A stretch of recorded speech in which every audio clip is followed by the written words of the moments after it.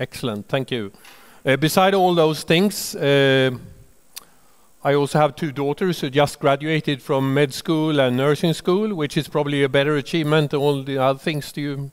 The best thing is that they did it and I didn't have to do it, so I don't know how that works. I also used to be a soccer coach for girls for 10 years, which was one of my, probably one of my most important experiences in my entire world. So giving instruction to 11-year-old girls standing sort of in a dirt field, November, it's raining, it's 2 degrees, they haven't eaten enough, and still give very detailed instructions. And when you say, yeah, let's do it, and they all go, so what did you say? That seems to be a very major breakthrough for me in my teaching. I learned that the best way to get people to shut down when you want to give them instruction is to slowly move very close to them. It actually works. So I thought, would that work with professors as well? And it does, actually. You can do that by just moving closer to them. Since you're sitting now in a lecture hall seating, I will not try to do that if there is anyone in the middle talking. That would be very strange. Another feature of mine that I would like to share with you, because I do that as often as I can, is that I'm face blind. I'm not sure you understand what that is, but it means that I don't remember faces. It means I don't remember people. I say that because it seems to be naturally given in our culture that you should remember people, and I don't. So if you sort of want to talk to me afterwards, I love to talk to people, but I will not remember you, even though we had a conversation 15 minutes before. I might just have forgotten your face. I know it's really hard to understand how that works, but that's how it works. I do remember my wife. There are worse and less severe cases of face blindness. I have mistaken my daughter for her friend once. That was awkward. Okay, let's go into this now. So this is my title. I added the mechanism bit because that is not usually around in organizational development. So how does it actually work? So if we want to instill a quality culture or a culture of learning or any other sort of cultural change when it comes to teaching and learning, the mechanism is probably really interesting to think about. So I would encourage everybody to do that. And of course, it becomes very political, this. And I think we should carry that with us every day, especially, I would say, and this is my personal statement, when it comes to university business. As you know, large part of the world have seemed to go crazy. They are now totally okay to say things as long as you have enough power to actually say them. And there are mostly men, very powerful men around the world, who say the most strange things. And even though they are being counter-argued, they still feel like saying, well, what can you do about it? If I say there is no climate change, there is no climate change, and what can you do about it? I will still say it. And this is politically important because universities, as you all know, and we're here now in the very foundation of it, to me at least, as a Swede, it would be in Germany. That's where it started. That means it is the power of the argument that counts. Not how much money you have, what background you have, or any other sort of affiliation to powerful things, or if you happen to have a gun, or if you have 2,000 trolls sitting in St. Petersburg inventing stories on the internet. It should be the argument that counts. Because that will probably be the foundation of what academia is about. So it becomes really political now, in the sense that all the research we do, all the publications we do, all the books we write about things are mostly not read by others than those who happen to like the same things as we do. I remember my wife used to do research on horseradish. And once she got an email from Brazil. She was really happy because someone read her article. These things do not change the world. But in Sweden currently we have about 40% of all young people in Sweden. When they are from 20 to 25 generally, they spend 3 to 5 years in our care. And we control them. We instruct them, we assess them, we teach them, we do all these things, and then we let them out in the world. And if they have a good experience of the power of a good argument, they will carry that with them for 60 years. If they have a bad experience of poor teaching, sitting listening to endless lectures, more or less without meaning, doing bad examinations, hating the whole thing, they will carry that experience for 60 years into the world. So I would say that the business of university teaching is nowadays one of the most powerful things that we are dealing with. And still, it is not the research, it is the experience, the memories, the identities that we create in all these thousands of young people that then will carry out the world and make decisions and influence other things. So yes, it is political. My business is to change this to the better. And that's what I'm going to talk about now. Just a picture of Lund University. You might have been there, very south end of Sweden. We had a blizzard today. My wife was out shoveling snow. Really strange to do that at this time of the year, but that's how it looks like. I mostly spend times with engineers. My first degree is in literature and sociology. I have no idea why the engineers liked me, but they do. And sometimes now, after 25 years, I draw graphs. Really scary, this. I might go up to the whiteboard and say, it develops like this. And then I realize that's what engineers do. And what they do then is they draw a graph and then they say, this is a function of, you know, and it could be calculated like this. So it looks like this, and we know this and this. We don't know this, but let's assume it is this. And this, we don't really care about it, and we do that. It becomes 7.5. I have no idea how they do that. It's absolutely magic when they do that. There are magicians in other fields as well. Some years ago, I picked up Foucault for the first time. I never read Foucault before that.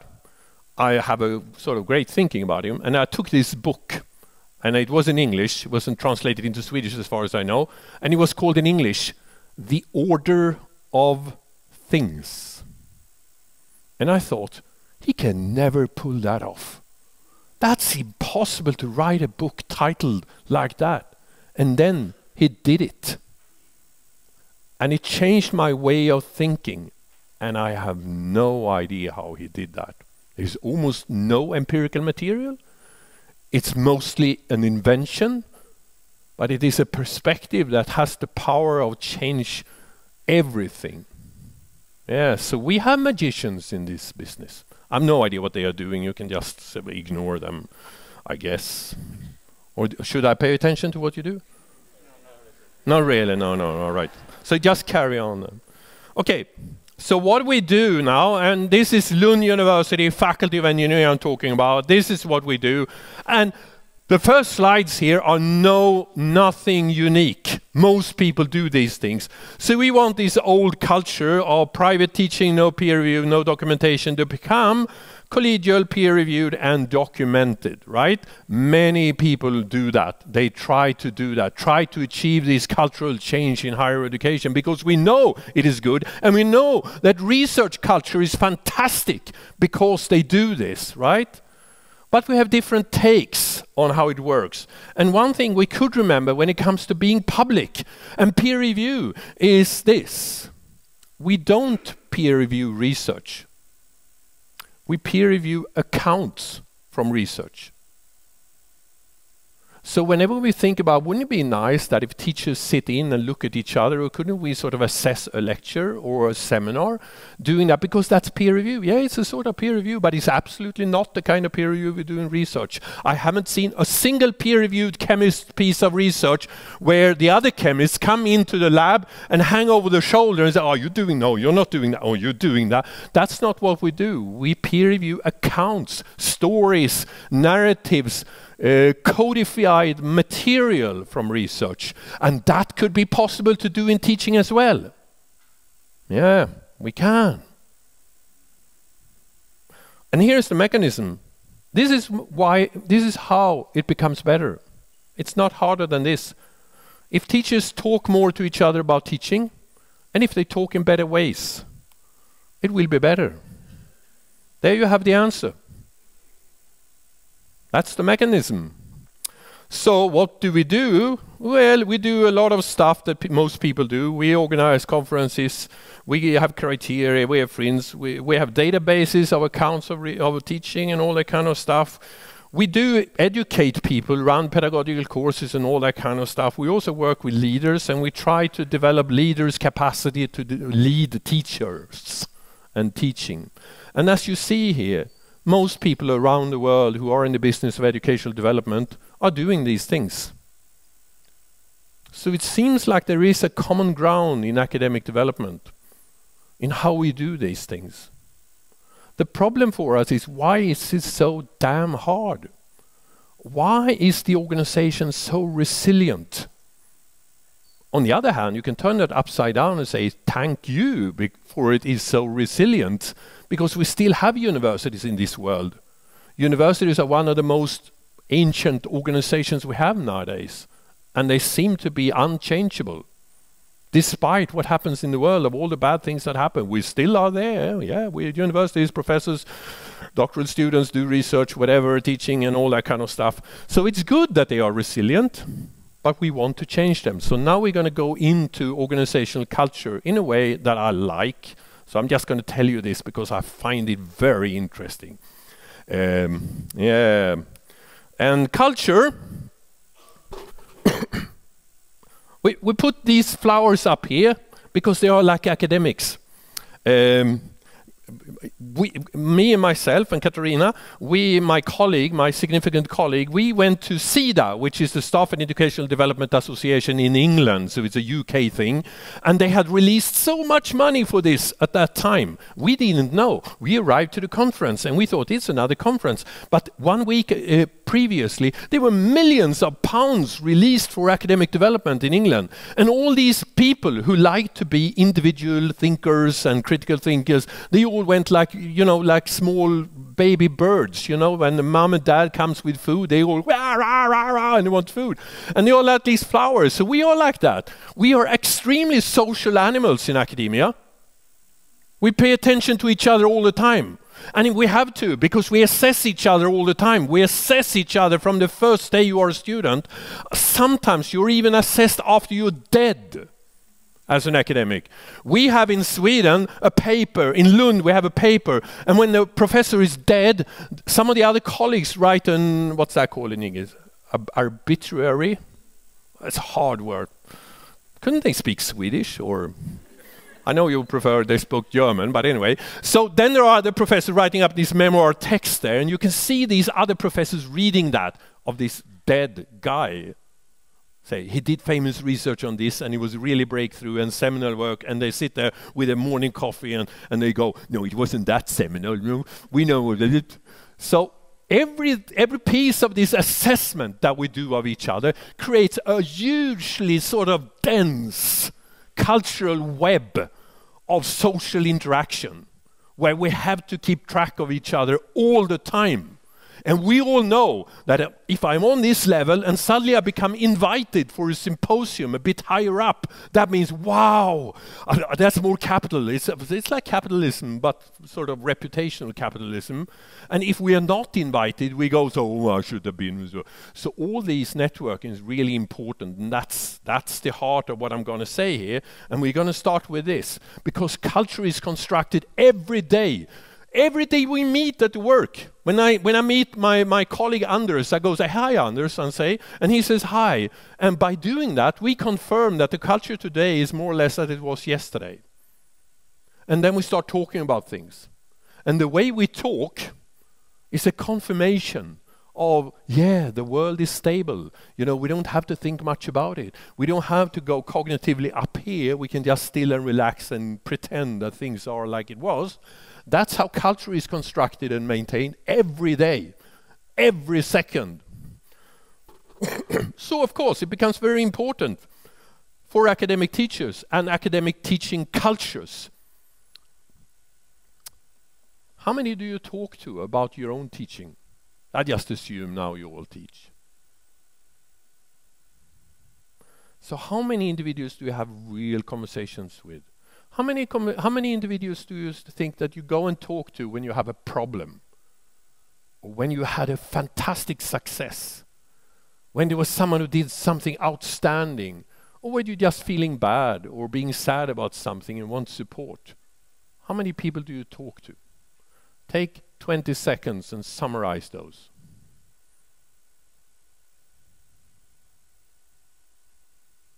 Still 5 seconds. Okay, so let's see now. I want hands up here. So how many of you have more than 10? Hands up. Look around now. Look around and assess your own number. Not many hands up, right? So how many of you have 7 to 9? Not many, no, not many, but a few. Yeah. 5 to 6. All right, yeah. 2 to 4, hands up now, yeah. Okay, I'm not going to ask if there is someone with 0. We don't need that. The point is here, when it comes to academic teachers and how many they really talk to about teaching and learning, it's 4 plus minus 2. And it seems to be general, this. We did the research in Sweden, it's been done in Finland, it's been done in England, it's been done in the US, it's been done in Australia. And as far as I now know, we have done it in this Gesellschaft today, and we come to similar numbers. So it becomes this, if culture is constructed during interaction, we don't interact with many people when it really means something. So there is a good concept from sociology. Berger-Luckman, if anyone read that one, Social Construction of Reality. That was the very book I brought with me to the Millennium Party. Yeah, because we were instructed going to this Millennium Party that we should take a book that was very important for us throughout our lives. And most people brought a novel or some poetry. I was the only one bringing out a textbook from sociology class 1984. Berger and Luckman, yep. That's how it works. In there, they talk about significant others. So there are a few people around you now, even though you know many people, many of them are not that important.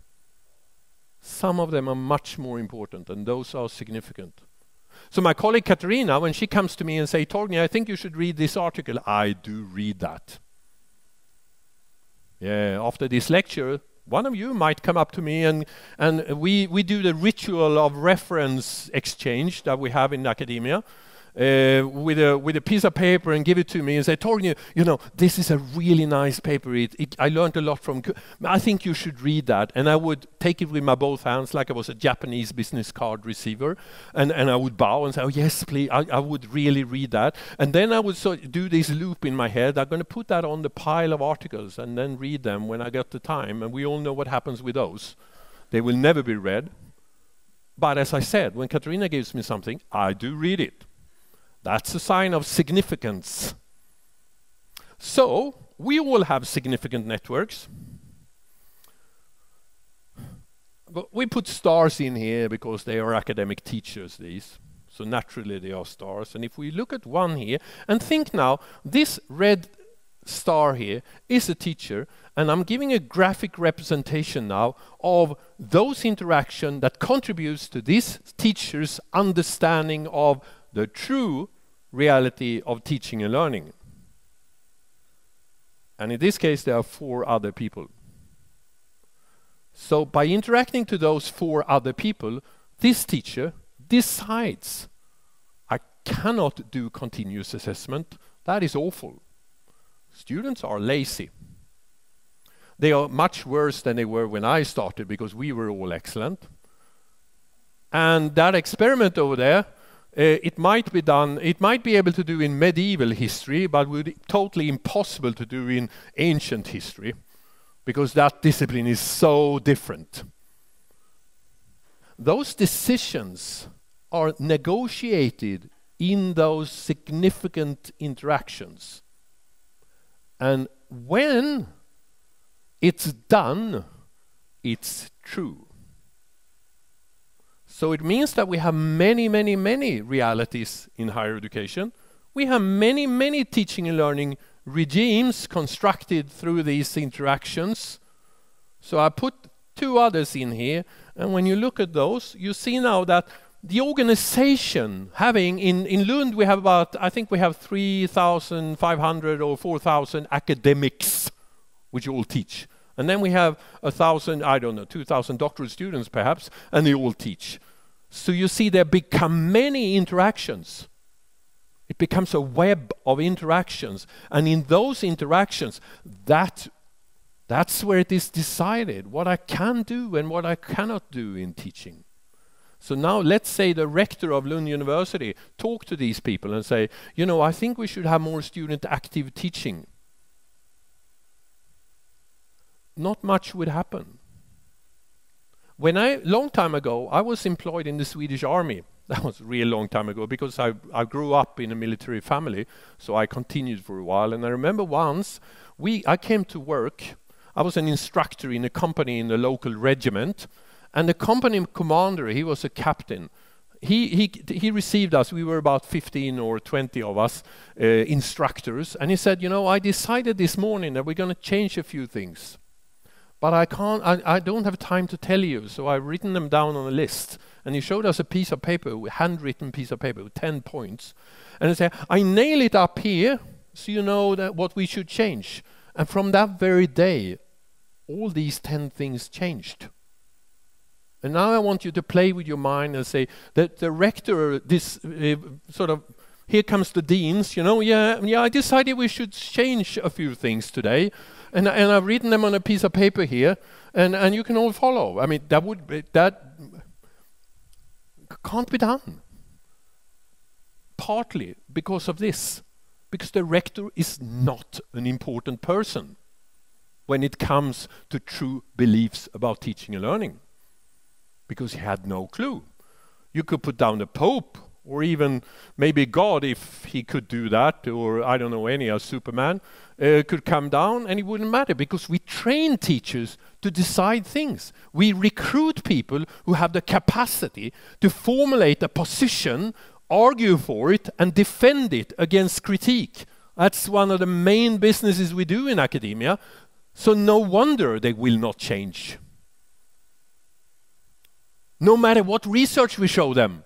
Okay, here we have cognitive psychology. You can read that and understand that you're teaching in a crappy way. I mean, and that wouldn't work because they all know how to tear research apart. That's what we train to do. Yeah. They don't care about organizational boundaries either. We have a teacher in my faculty. He's an excellent teacher. He teaches computer science. Fantastic. Has 600 students in the room. They all love him. They learn in a good way, so he's a good teacher. But he said explicitly, I will never talk to my colleagues here in Lund about teaching. I have 2 colleagues at MIT in Boston with whom I discuss teaching. Yeah, that's good, isn't it? How could we influence that? We can't influence MIT in Boston. That's impossible. Yeah. Let's speed this up now. See what happens.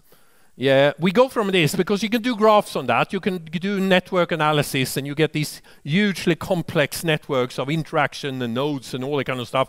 It looks like 5 spiders being drunk running around a sort of one piece of paper. So we use network theory, we make an approximation, and this is how the organization looks like. So this is what we can work with, and this is what I'm going to work with now. We have a micro level where we have individuals, they make decisions, yeah. We have a macro level where you have managers, deans, heads of departments, or whatever you call it. What do you call heads of departments in German, Marianne? Abteilungsleiter. Yeah, that's good, Abteilungsleiter. We call them prefect. Yeah. Good Roman word. So in the middle, you have these clusters of people, and that's where the teaching and learning regimes are constructed. That's where reality is decided. So how can we now influence that? Yeah, the first thing we did was to try to understand those places in a better way. So we went studying. We called up some of these clusters. We called them microcultures because we thought they were culturally formed, which they probably are. And then we studied them, a small number of them, and we called up those who were really good. We really wanted to talk to those who are really bad, but we couldn't see how we could call them up and say, we heard you're really bad, so we would like to come and study you. We couldn't do that. We did some rumor research. Have you tried that? That's really fun. That means listening to rumors and try to sort of draw conclusions about situations by doing that, because rumors do carry meaning. The problem is to really deal with them. But there are a lot of rumors from the bad places, I can tell you. There are much less rumors around those who are good. In fact, our deans couldn't identify the good ones. They didn't know where they were. Our deans said that if you asked us about the crappy ones, we would know it directly. We would know it immediately. It seems like in my university, we have a developed language for identifying bad places. And we have no language at all for identifying really good places. And if you want to lead and develop an organization, you can't do that based on only the bad ones. Anyone who's done any sport development or trying to teach people how to develop and grow, you need good examples to do that. And we didn't have a language for that. That's really bad. Anyway, we found them with help of students and our own experience and student evaluations forms and stuff like that. And now I'm going to jump from here and I'm going to give you a matrix of 4 ideal types of microcultures. So these are ideal types of clusters. They are work groups, basically. And now I can invite you all. You're part of many work groups, all of you. But think about one that you spend some time. A work group you spend some time and you go there and you meet people on a regular basis. So think about that one. And then you start thinking about, do you actually trust each other? In university, one Lackmus. It's Lackmus in German. Does that work in German? Yeah, okay. I don't know where that comes from, but to me it was sort of small papers we used when I was in chemistry class, and they were changing colors. Like I want them in the forehead of people so I can see whether they are listening or not. So I talked to the biochemists about that, but they say it can't be done. I'm not sure they are lying or not. It might be that they don't dare to construct anything like that. Yeah, I can't hold this story from you. I read an article by a group of psychologists. They had designed a little device. It looks like a sort of bad glove here. And through that, they could measure the level of arousal in people. I mean, how engaged they were. Because the skin's capacity to lead electricity changes with arousal. And they wanted to market this. There was a device, a gadget, so they wanted to sell that. And one way they did was to try it out. It's in the article. They let people sleep with it. And of course there is activity going on in your mind, so there is a variation in the skin while you dream of stuff and things. So you got a nice curve of people sleeping with this. And then they got the big idea. What happens in a lecture? Not good, I can tell you. Not in that lecture they used. There are different lectures. But anyway, so good Lackmus, whether you trust each other in academia, and you talk about academic teachers, is it okay to go to a colleague and say, I hear that the last seminar teaching or whatever you did didn't work out. Is that something you want to talk about? Or student evaluations of teaching. I heard you got some lousy student evaluations of teaching. Is that something we could talk about? That's a good lakmus thing on whether you trust each other. Yeah. Another thing, and that's up there, that's really high up, that. Yeah. So that's up there. And then you can see the other thing there is, do you share responsibility? Do you actually care about what the others do? Or do you? So the others in the work group, if they do well or if they do poorly, do you actually care about that? We have departments at Lund University where they never talk to each other. Where they share sort of corridor, but they don't know whether the other person is married or not, or whether they have a family, or what they do in the spare time. They do nothing. They don't know what they do research on. They just, it's like the, you know, when children are really small and they sit and play, and from distance you think they're playing so nicely together, but when you move closer to them, you realize that they are playing in parallel. They are not playing with each other. They are all engaged in their own little play. Seems to be some of our corridors at Lund University is like that. The academics are living there in parallel. So that would be the other one there. So I give you names here now for this. We call them this. The club is the most fantastic one. I like that one because the club here is Charles Dickens, gentleman's club, leather chairs, sitting, smoking pipe or cigar, telling each other endless anecdotes without any meaning. Have you tried that? That's what I did in the military. We had these sort of after lunch conversations, it was said, and we were all sitting there on different chairs. I had to sit in the lousy chairs because I was junior, and the seniors were sitting in nice leather seats, and then they were telling the same anecdote every day. I hated it.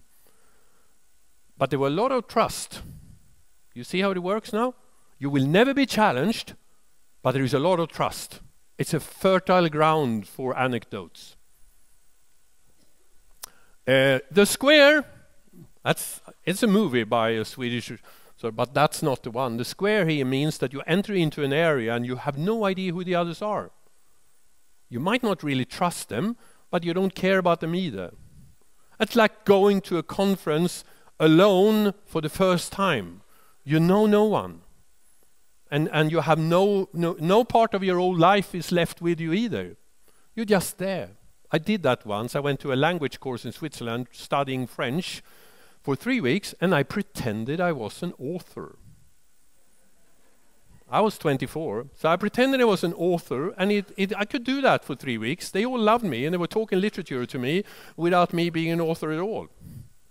Yeah, really strange now, sort of 30 years after, but that's what I did. The Commons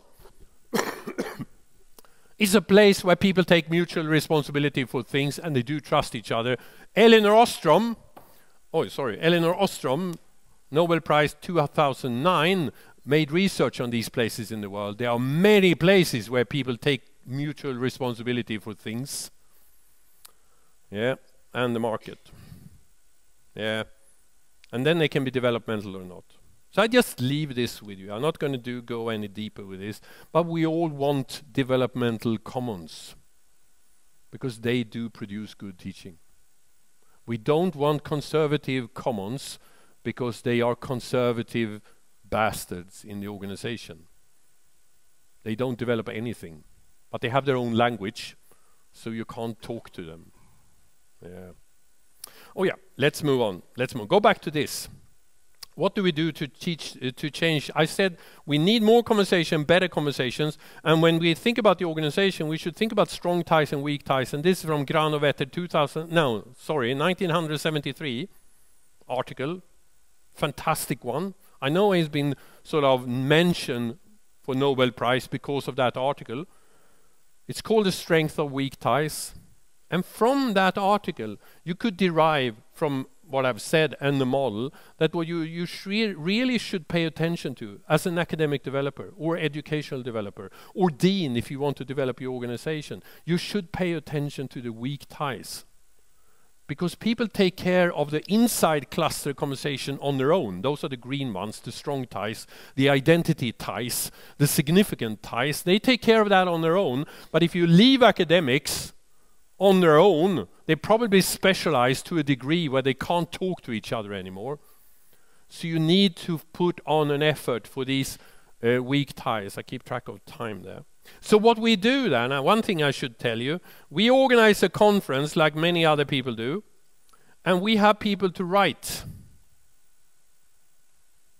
This is a paper from one of our conferences. Really important problem here this teacher is discussing. How can you teach students to deal with very undefined, wicked, complex problems?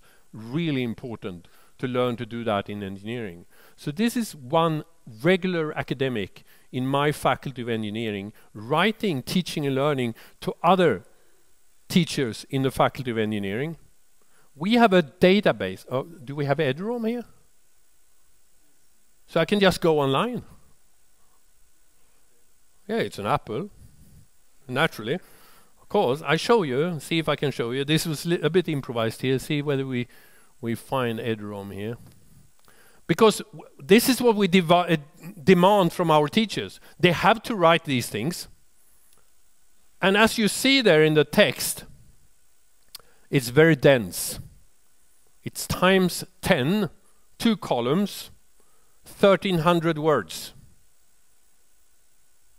Engineers love that, because that's what they do. It was exported to humanities, so they do the same. But you can't tell a humanities person that you're not allowed to write more than 1,300 words. Because when they put on the computers, 1,300 words just comes out of it. It's naturally, it's sort of default somehow. So they have 4,000 words. And they have double spacing. And they have flowers on the cover. Engineers don't. And I love that you laugh about it, because what the laugh means that we all recognize the cultural differences between the faculties. Our point was that if we want our teachers to write about teaching and learning, they must do that in a way they recognize from the rest of their life, right? If I'm an engineer, this is what we do. We write dense, short reporting from research, and this is what I should do when I write about teaching and learning. If I would say to my teachers in engineering that you have to write like a researcher in education, they would never come. They would just not show up. But if I tell them, use this template, and the template is actually from IEEE, one of the biggest conferences in software engineering, they all go, yeah, I can do that. Yeah. But we have to have them to write. And what I'm going to show you here, yeah, that's Swedish news. I'm not sure whether you read Swedish or not. But I'm going to show you a database we have in the Faculty of Engineering. Please remember now that we're talking only Faculty of Engineering here. Oh, why do we have to go over here? That's so very long. Over here. Yeah, here we go. And we're going to make it a little bit bigger. So it's in English, excellent. English. So this is the database. So let's log in here. It's higher, and guess what? Education. Let's log in. Now we're in the database. This is a database of 600 texts written by teachers in engineering to other teachers of engineering about teaching, right? That's what we have. That's our weak ties. Because the artifacts, the written material, can now be shifted around in the organization, and people can read what others have done without even know who they are.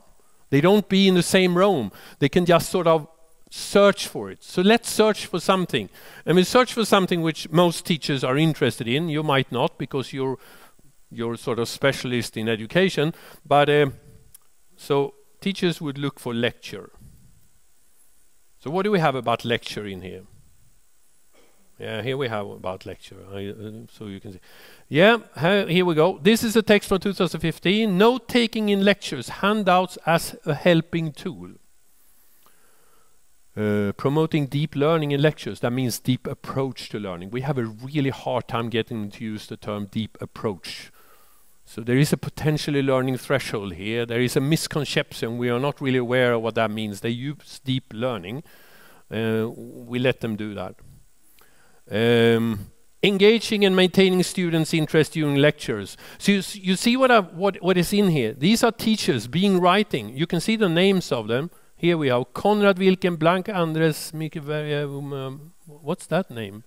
Yeah, I have no idea. I don't know them. Paris. So you see, they have all written things that are more or less about how to improve your lectures. And if you take those texts here and you go back to the diagram I showed you earlier, where is it? There. The green lines here, that's where the texts work. So Gunnar Handal, a professor in Oslo in education, he invented this concept of critical friends. You probably heard about that, or many of you probably have. That you meet up and you talk seriously about teaching, for instance, and you improve your teaching. The problem with his concept there is there is no trace. There is no tangible trace of that conversation. It's just memory. And if you read Thomas Kuhn, you know, the first book about paradigms, he has a passage there telling us that in the beginning, up to the end of the 1700s, all people doing research on electricity have to start from the beginning. They started off telling a metaphor illustrating electricity, and there could be running water, or there could be wind, or there could be many things. Then there was a book written in the end of the 1700s, the title I've forgotten. After that period, no one started with a basic metaphor. Everybody started with a book. So it's because there is a written trace that a paradigm and a development can be formed. If you just talk about it, it's worth close to nothing. I mean, there are individual learning, but as an organizational learning, it's close to nothing. You need to write. It's academia. And you know, I started a course yesterday. It's called the Inspirational Course. It's been around since 1994. I usually have 15 experienced teachers in this course. It's 120 hours long. And I told them, you have to write. And I know what happens when I tell them you have to write, and what you've written will be in the database. They'll go like, my God, my colleagues can see it. And it means that they put a little more pressure on themselves, because in academia, writing is God, you might say. When it's written and public, it has to be good. If I just say something, I can say anything, because when I walk out here, I can deny anything. Yeah. So those green lines there, that's the written accounts. And if you want some message taken away today, if you want to develop culture in teaching and learning, you need to get the people to write. And how do you do that? Well, people write about things they find meaningful.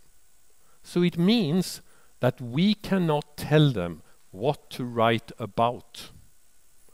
You see now, this is cultural influence. This is Vollmer, 2013, Disruptions in Social System, taken immediately right out of that book in here, and telling you now that you can influence people in how they write about teaching and learning. But it's really hard and probably counterproductive if you try to steer them towards certain topics. If you want cultural development, you have to let people talk and write about the things they find important, but you can put frames on how they do it. So it should be scholarly. In our case, what we say to them is that you need a pedagogical problem or phenomenon, a focus. They don't say anything about that. It has to be interesting for your colleagues. So they always write for their colleagues. And then you have to use at least one educational reference. Is that much? you know, I've been talking to educational researchers, professors in Sweden, and I tell them this, and they say, you know, there are so many good things in education research. Do you really think it's enough if they only use one? And I tell them, I think it's better if they use one than none.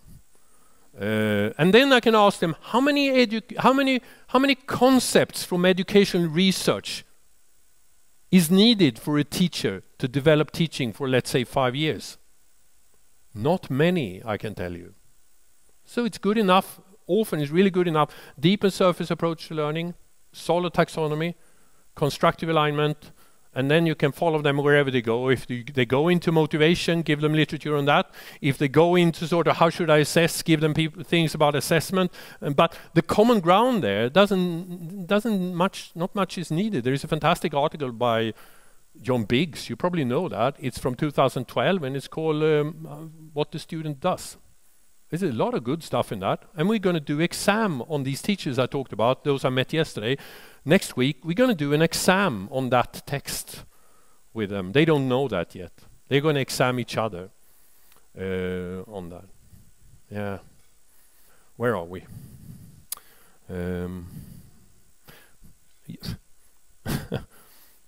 Yeah, but I'm going to end here with something fun then, because you look so seriously now, and maybe I contributed to that, which is good, of course, but also made me a bit cautious now. And you know, when you look at many faces like these, and you start to think about what are they thinking?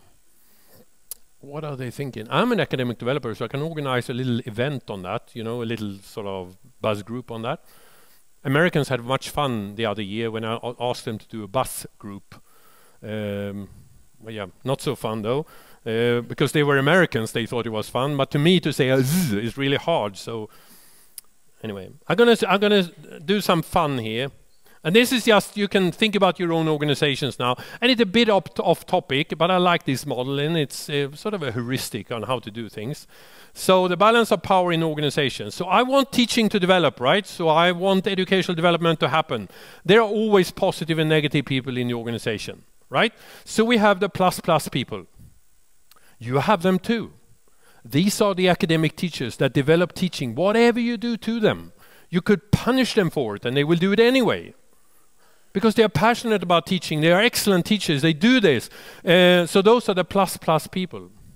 And then we have the minus people. I know the names of those because I listen to them many times. They basically say the same things all over, every time, 15 years, same arguments. But I know they're against.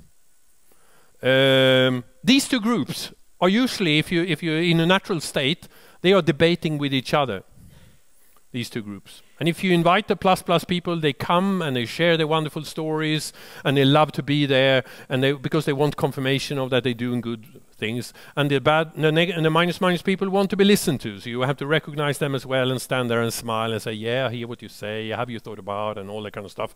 So you have to acknowledge them like that. But this is actually a very small group of the entire population in an organization. You also have the minus pluses and the plus minus. Anyway, I had to go back. I look into your faces now. Do you know these names? Some of them, I'm pretty sure you do. So let's go now to minus plus and plus minus. These people do not talk. They are passive in the conversation. They don't participate. But they have a secret alliance. So the minus plus would vote for the minus minus, and the plus minus would vote for the plus plus, if there was a vote. But they will not say anything. They're just sitting there.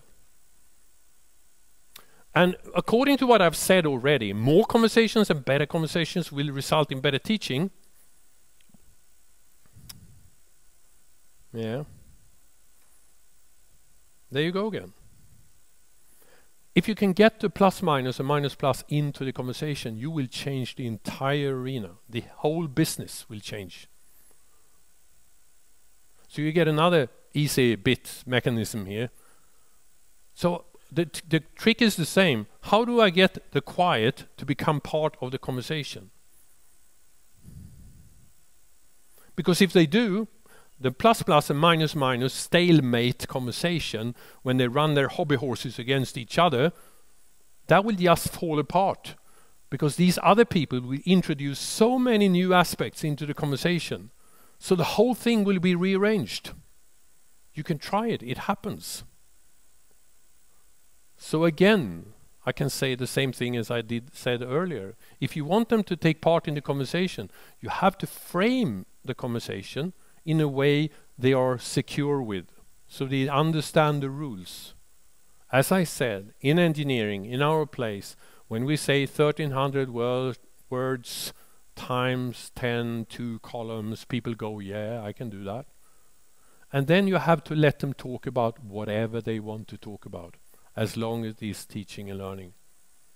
Sometimes we have our deans coming to us and say, you know, we have important stuff here.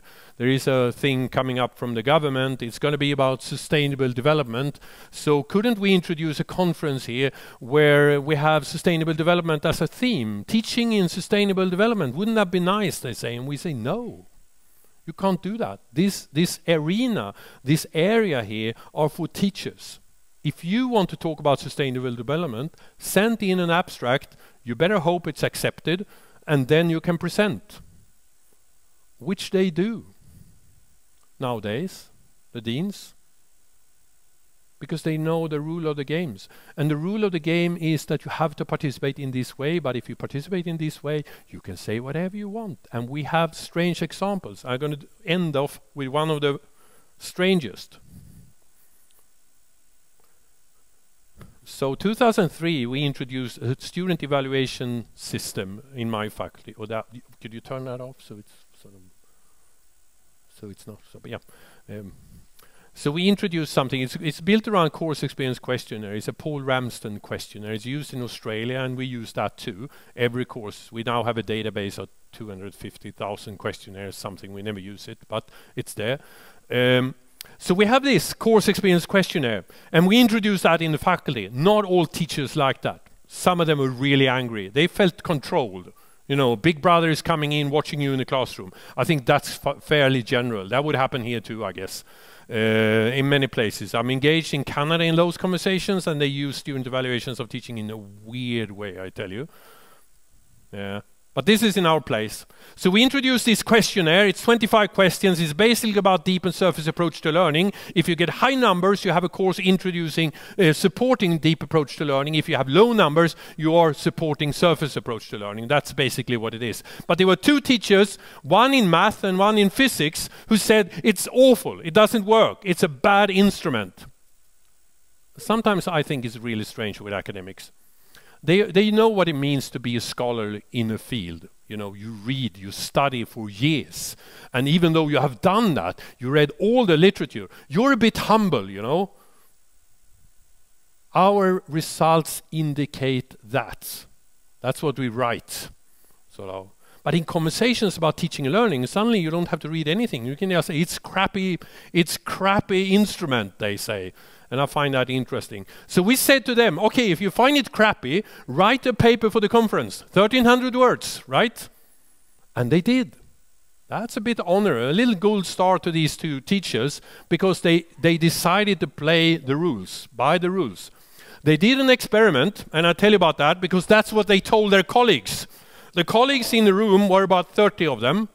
They're all teachers in engineering, and these people here now were saying that, you know, we have this instrument here, and it doesn't work. How do we know that? Well, we have this for analysis 1, you know, math course 1, 600 students that are divided into many rooms of 30 in each and taught in a long corridor. That's what we do, Math 101 in Lund University, more or less. And they said, so we have all these students here in all these rooms, and it's the same course, it's Math 101. So we distributed the instrument in these rooms here, and when we compared the result, guess what? They're not showing the same thing.